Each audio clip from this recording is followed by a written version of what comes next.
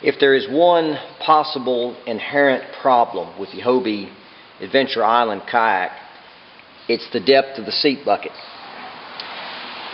The floor of the bucket or tub is lower than the outside water level.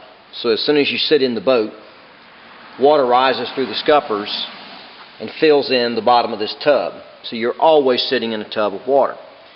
Now you might say, well, why not just plug the scuppers with the supplied drain plugs?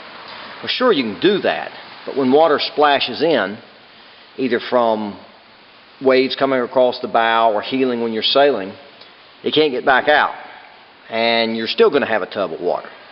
So either way, it doesn't matter. Now, you're going to get wet in these boats, but you shouldn't have to sit in a tub of water. That's the point of the scuppers, is so that water can get back out. In this boat, it can't. But we're going to fix that. What we're doing here today, we're going to raise the bottom of this seat bucket by about 1 1/4 to 1 1/2 inches by using 2-part urethane foam to pour in and refill this area. But we're going to maintain the same contours and the same accoutrements that we had before. One of the first things you're going to do is remove the seat peg inserts from the boat. These were previously threaded in to these holes. There's actually 2 in the forward position as well. It's the 2 in the rear we're concerned with. Now, if you try to remove these by means of the standard openings and the Hobie tool or screwdriver, whatever you have, you will destroy them. I can just about promise you that. These fittings are put in more tightly than any other fitting anywhere on this or any other Hobie boat, and they simply will not withstand the force needed to take them out without damaging them. But inside are 2 pegs. They're on the inner bore, and that's what actually catches the seat peg on the seat and holds it in place. And either using a larger screwdriver blade, or I found a piece of flat steel and slightly ground it, you can put this inside the insert, and then with a pair of channel locks or vice grips slowly turn it out. And these interior pegs will actually take quite a bit of pressure, so you don't have to worry about damaging the insert itself. So again, don't try to take this out by the surface mount indentations. You will destroy the plug. Go internally and slowly remove them.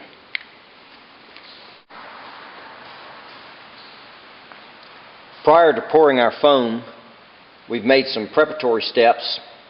One, of course, is to clean the seat bottom with an alcohol so that our foam will stick, and it will stick. It's permanent. If you do not want a permanent mount, if you want to be able to lift this in and out, you need some mold release agent, a silicone.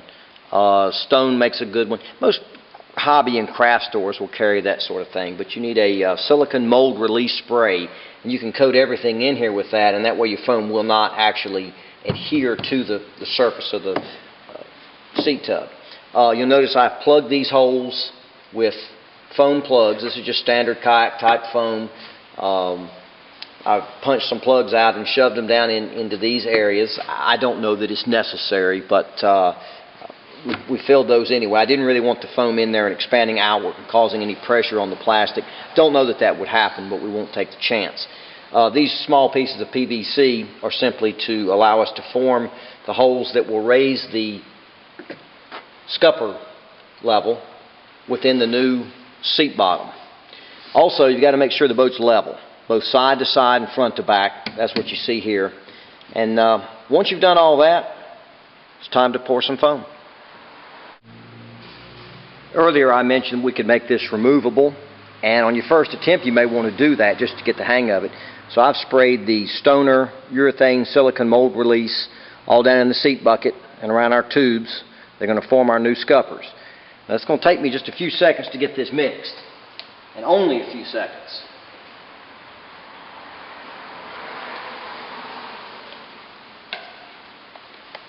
From here we stir quickly, but only for about 25 seconds.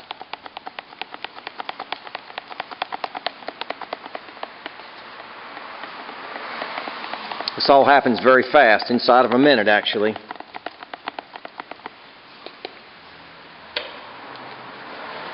Then we pour.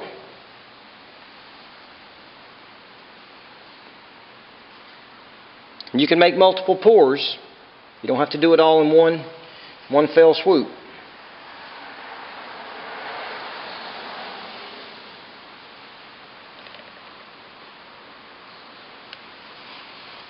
It's not going to level 100%.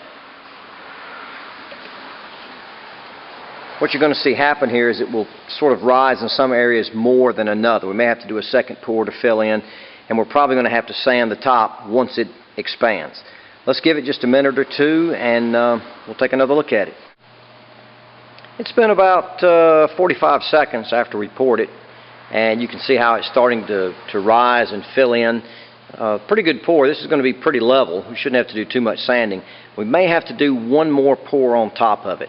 We'll give this another, it'll continue to expand for 2 or 3 minutes, and then we'll take another look at it. Okay, it's been about 3 minutes now. We got a really nice pour. It leveled much better than I thought it would.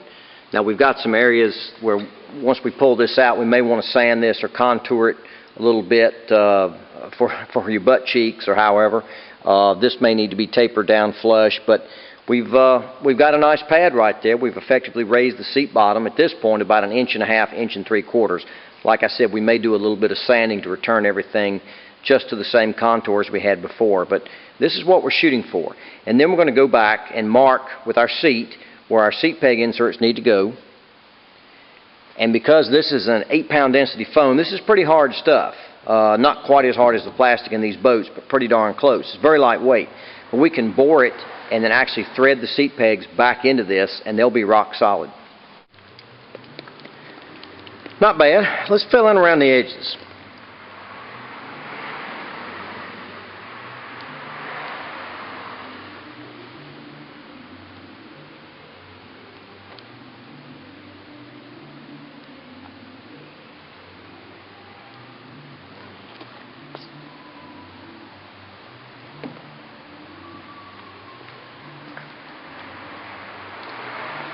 Now we'll give that 2 or 3 minutes and see what we've got.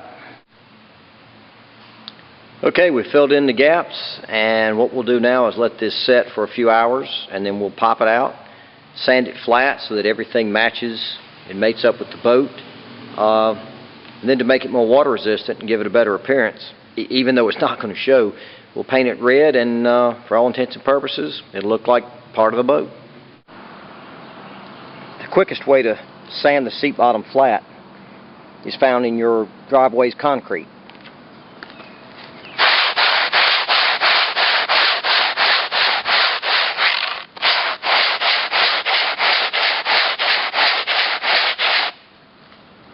The work goes fast.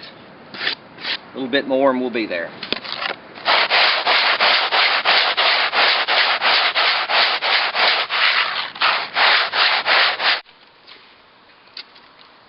Okay, this came out quite nice. You can see the slight tangs left from the seat insertion points, and of course the scupper protrusions, so it won't slip out. Now you could put this in permanently, you could goop it in, or you may just want to try it.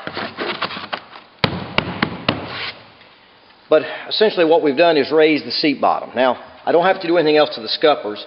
This is level across here, so water can't pool in the seat. It's going to run out. Yeah, you're still going to get some water that's going to splash in, or if you heel over, may come up through the scuppers. But it's going to run right back out every time the boat goes back to level.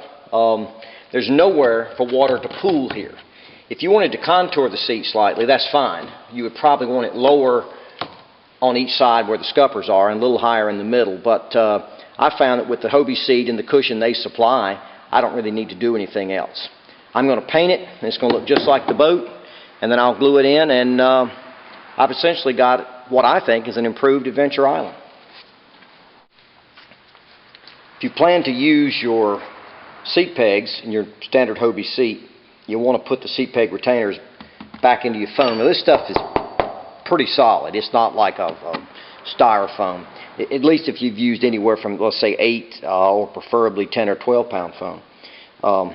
With a spade bit, 5/8 inches, I've bored holes in the proper locations, and our retainers will simply screw down in here. You won't be able to do this by hand. You'll have to get your a like we showed earlier, to turn them in. So the foam was pretty rigid.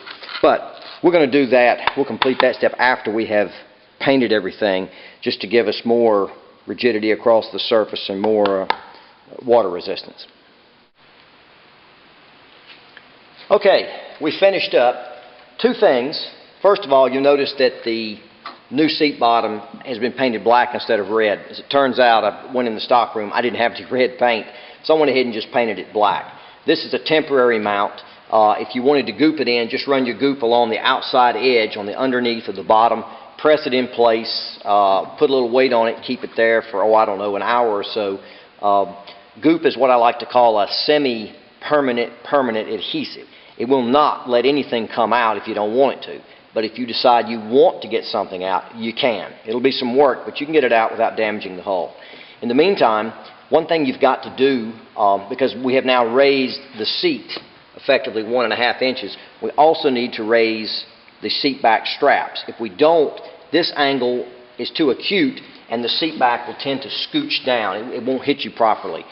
Fortunately, there is a set of inserts right here on the gunwale of the boat, and normally this is for the paddle bungee to run across, but you can take that out and put in a loop, put your seat strap on there, and now everything in effect has just been raised 1.5 inch. The geometry is just like it was before.